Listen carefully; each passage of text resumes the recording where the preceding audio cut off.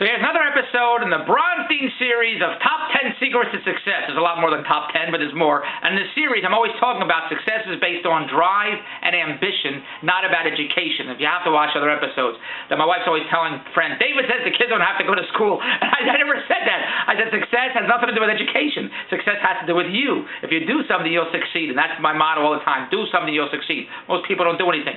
But here's another episode of my series of success. And I've talked about other episodes about dropouts, high school dropouts that are worth millions, and other dropouts of college that are worth millions, and that doesn't make any sense, because we're always taught you got to go to college, you got to get good grades, you got to get an education, that gets you to millions. But many people go to school because their parents push them, you got to go.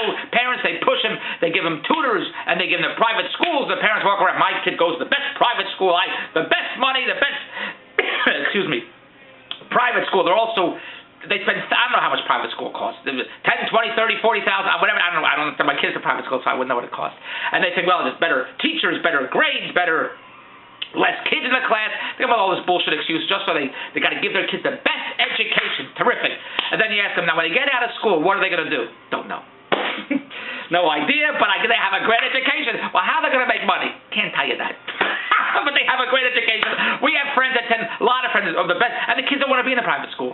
The kids, excuse me, want to be in schools with all their friends. They want to party like you see in the movies.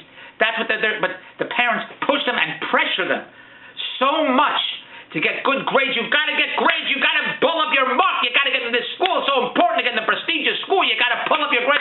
And the kids are pulling their hair out of their head because they're kids. They're teenagers. And they're going through their puberty years and their fun years of teenagers, because the truth is, how many years are you going to be a kid? 10 years as a kid. 8, 9, 10 years as a teenager, and then the rest you're an adult. I guess and then you go through the bullshit of working and marriage and houses and mortgages and bills. So why can't you have fun those first 20 years? Because you're going to have, unless you're a millionaire and you have other people doing stuff for you, you got to do it, and you got to work, and you got to do bullshit and stuff like that. I mean, that guy, when I go to the doctor, my doctor, that guy, he goes to work every day. So when I want to see him, he's there. He can't say, well, today I'll take my kids to lunch, now I'll go to the movies on Thursday. He can't. He has to be there. Most people have to be there when they're working. Construction workers, bus drivers, you got to go to work. Unless you're that rich and you have other people doing stuff for you. Or you invest a lot in real estate, and that's another blog I want to do, is having your money work for you versus you working for your money. But the point of this, which is about parents, this blog, how they pressure their kids to get grades. They got the best grades, the best schools, and the parents walk around with their chest out, my kid's going to this school, and my kid's got all A's, and they're very, very proud. Terrific. Top in his class, my kid is the smartest. Great. How does he make money? Doesn't make money. But he has a great education. Because for some reason, the parents think if you have a great education, you walk out of class with a diploma, they give you $100,000. That's what they think. I don't get it. And then they complain, I sent you to the best schools. I sent you to the best education. I got you the best tutors. How come you're not making any money? They can't figure that part out. I wish it was like that. You go to school, you go to the top of your class, A's, valedictorian, honor roll, you walk out, they give you $100,000. But it's not like, because they don't realize the kid has to do something. The kid doesn't want to do something because he's getting the grades for the parents. He's getting the grades to make his parents happy. And a lot of kids are afraid to show their parents they got good grades. Not good grades. When some kids don't meet up to their parents' expectations, they're afraid. I can't tell my parents. My parents sent me to private schools. My parents sent me to tutors. I can't grasp it or whatever. I don't know what to do. And they're a nervous wreck. But because they're doing it for their parents versus doing it for themselves. A lot of kids take courses because their parents want them to take those courses or be whatever they. A lot of parents, you have to be a doctor, you have to be a lawyer, you have to travel in the family business. I'm exhausted already. But here's what I'm trying to say. It's a perfect example. My best friend's kid, who I love and adore, the whole family, best friend's kid, graduated high school, valedictorian. Do you know what that means, valedictorian?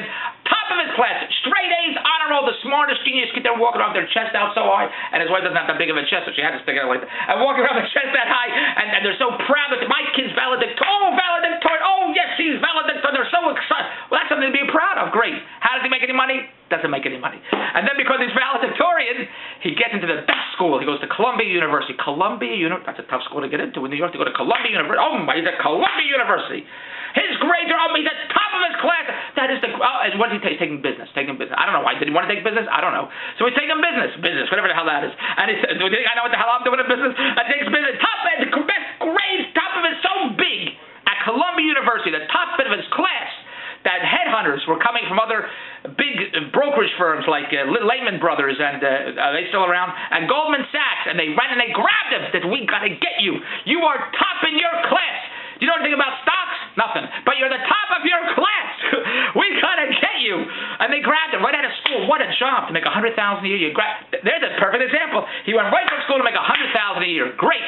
At a big firm, Goldman Sachs, you walk around like, I work at Goldman Sachs. I make $100,000 a year. Well, there's a perfect example why you need education, because they grabbed him, not because they figured how smart he is, because he got a great education. A lot of kids, they cheat, they plagiarize, and they go get what are those books I used to get? Whatever the hell I used to get. I didn't cheat or plagiarize, but they had those books, Cliff Notes, or whatever the hell it was. Those books when you get them at the drugstore that tells about stories about Robin Hood, or I'm trying to think of what the hell I did when I was in school. But the shortened version of the whole story, whatever the hell it is. All right, so he got real smart, and he gets a great job making $100,000 a year, right out, and that's what education does. That's what his parents will say to me. See, he was top of his class, got great grades, went to a great university, and got a great job for $100,000 a year, starting at $100,000.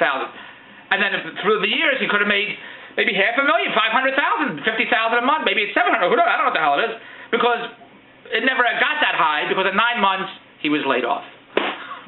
And does that make any sense?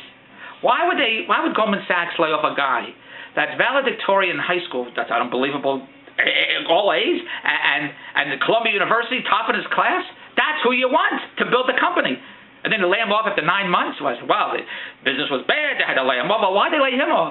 They didn't lay off the whole company. The whole company didn't go under. You say, well, he was the next one up there. He was, the last of hiring, so other people have seniority, and other people came before him, so they couldn't lay him off. Well, what does seniority have to do with anything? Isn't it based on education? I mean, the smartest guy, that's the guy you keep, not the guy that's been there for years who's not as smart. You keep the smartest guy, because the smartest guy with the best grades and the best education, he's the one that's going to make the company a lot of money, not the schmuck who graduated not as top in his class. And I'm sure not everyone, I don't know if it's graduated top in their class, but some people have been there longer, some people came before him. Anyway, out of a job after 9 months. Now what do you do? Well, he could sit there and say, well, look, I had a great run. I'm valedictorian. I'm valedictorian. Making the money? No. I'm valedictorian. I went to Columbia University. And don't do anything, but he did something. He started sending out resumes. That's what everybody does. You get out of school, then what do? Start sending out resumes. Then he got another job. Another company picked him up, whatever it was. And then he worked there for 6 months, 8 months, 9 months, a year, something like that. And then he said, nah, I don't like this, whatever I'm doing here. Whatever I went to school for business, I don't like business anymore. Now I want to be a doctor. That's what he said. I want to be a doctor now.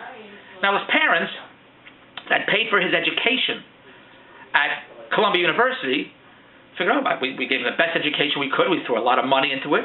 He's the top of his class. Business, he's going to be a genius businessman, the next Donald Trump. Doesn't want to do it now. Now he wants to be a doctor. Well, his parents don't have money to send him to medical school, and then all the years you have to go through because you have to spend 4 years in university. Now, how many years you have to spend? 6 years, 10 years, 12 years to be a doctor? And not just any doctor. He wants to be a doctor in Haiti. He wants to be a doctor in Guatemala. He wants to be a doctor in Afghanistan, some third world country. Well, thank God we have doctors. I want to go there like that. But the fact that he wants to be a doctor in those third world countries, whatever it is, he's not going to make the kind of money that a doctor would make in the United States that graduates top in your class. A friend of mine said to me once, he says, what do you call somebody that goes to medical school and graduates last in your class? What do you call that? Somebody goes to medical school and graduates the bottom, last in the class. What do you call that person? A doctor! That's what you call him. So when you have a doctor, he still graduated at the top of the class or bottom of the class. Still a doctor. Isn't that kind of scary? Because you want to go to a doctor that has smarts, that graduated. You want to go to a guy that knows stuff, that graduated at the top. But the one that graduated at the bottom, do we really know when you go to the doctor where he is in that route? That's pretty scary because he's still a doctor.